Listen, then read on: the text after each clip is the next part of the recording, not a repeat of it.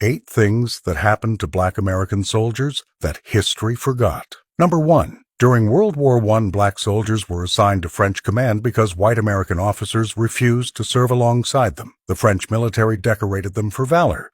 The American military returned them to segregation when they came home. Number 2. The 369th Infantry Regiment, known as the Harlem Hellfighters, spent 191 consecutive days in combat, more than any other American unit in World War I. They never lost a man to capture, never lost a trench, and never retreated.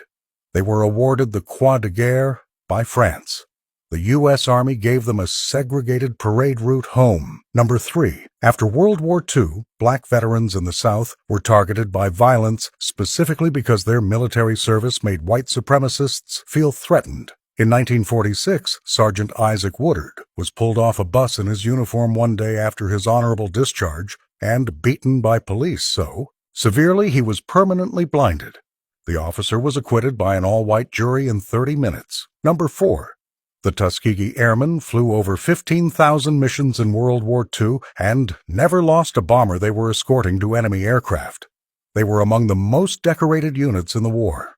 They returned home to an America where they could not vote in most southern states, eat at most restaurants, or live in most neighborhoods. Number 5. Black soldiers who served in the Korean War found that the GY Bill benefits they had earned were systematically harder to access than those available to white veterans. The Veterans Administration offices in the South that processed claims were staffed almost entirely by white administrators who routinely delayed, reduced, or denied black veterans' applications. Number 6.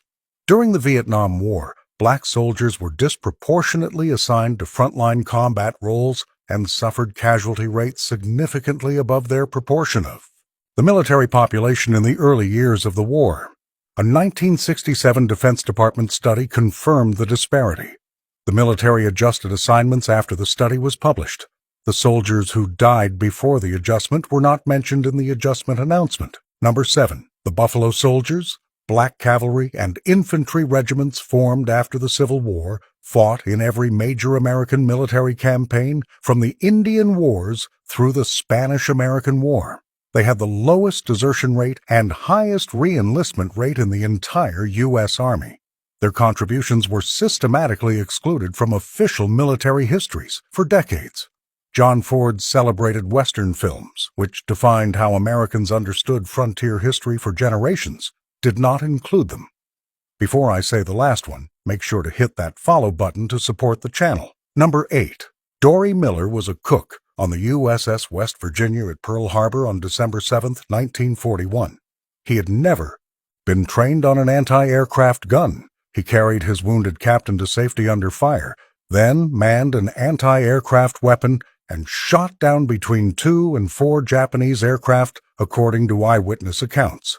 He was awarded the Navy Cross, the third highest military honor.